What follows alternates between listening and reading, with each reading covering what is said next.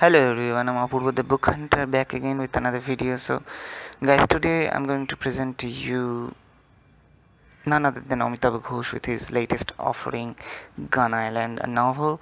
So, guys, he's one of my favorite authors. In fact, he's my most favorite author of all time, Amitav Ghosh, and he has a fascinating writing style, no question about that.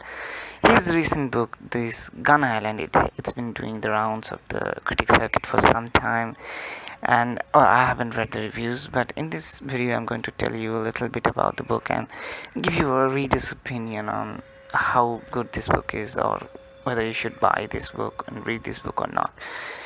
So, guys, without further ado, let's jump into the video, and let me tell you a little bit about the plot of this book. So, guys, Gun Island, it's just the protagonist of this book is Dinanath Dotto. He's a non-residential Bengali. He lives in New York. He deals in antique books. He's got a little bit of a past. He's kind of lonely. He comes to Kolkata in West Bengal, India, every year um, to in business dealing and to meet his friends and families.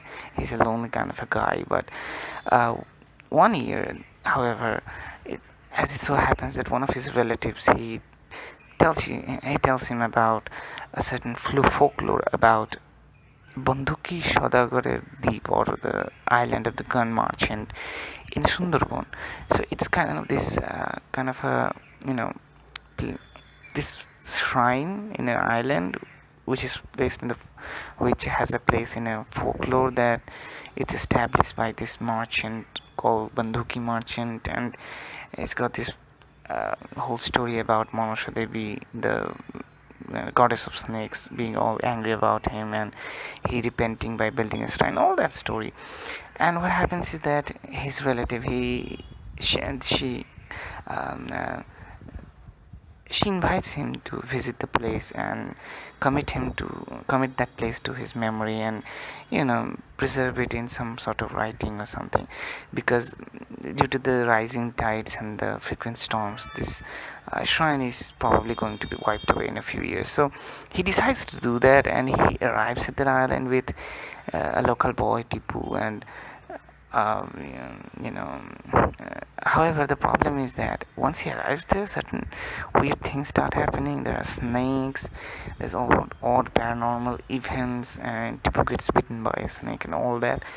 And the thing is that even when he goes back to his life, his rare book dealer status in New York and all that, he cannot return to his normal life. Certain paranormal events start happening, and what happens is that he he has to take this journey across the ocean, and he has to go to Florence, because somehow he's compelled to, and the circumstances lead him to take this journey to discover the roots of the Bandhuki merchant, the Bandhuki Saudagar, the gun merchant, and trace his journey, and explore where he went in, not Florence, sorry, Venice. It's Venice. So he went to Venice.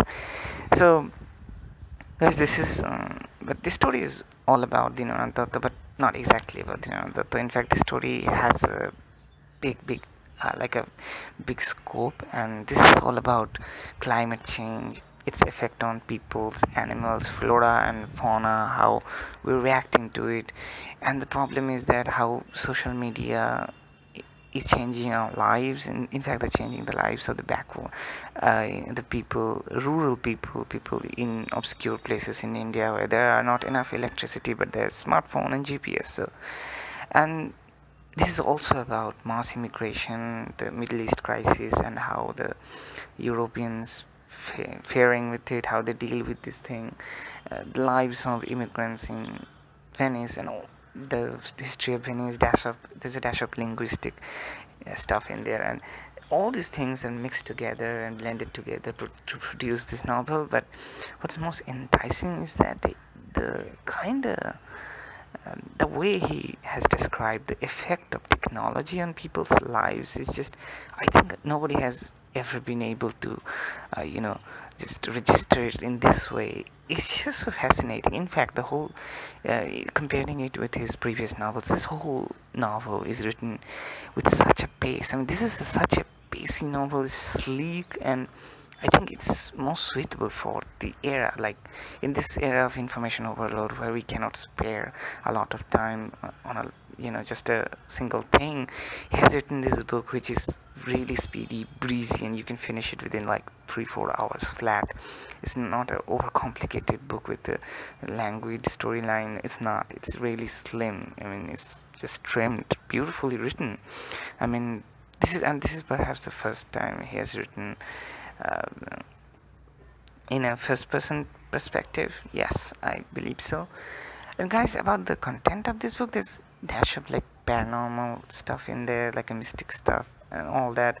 But mostly this book is all about climate change and stuff, and really it just makes you think. This, of course, climate change always made you think, but the thing is the effect that is producing silently. That's the most horrifying part of this book, and he has Amitav Ghosh has been able to portray it in such a beautiful style that I have to really applaud this.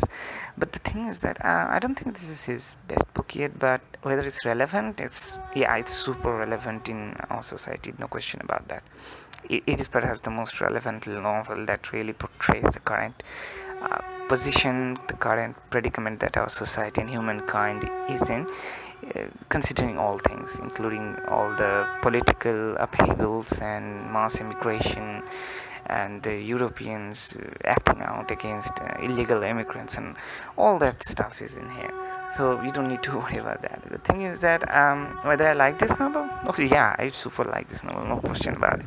Whether you will like this novel, sure, no problem about it.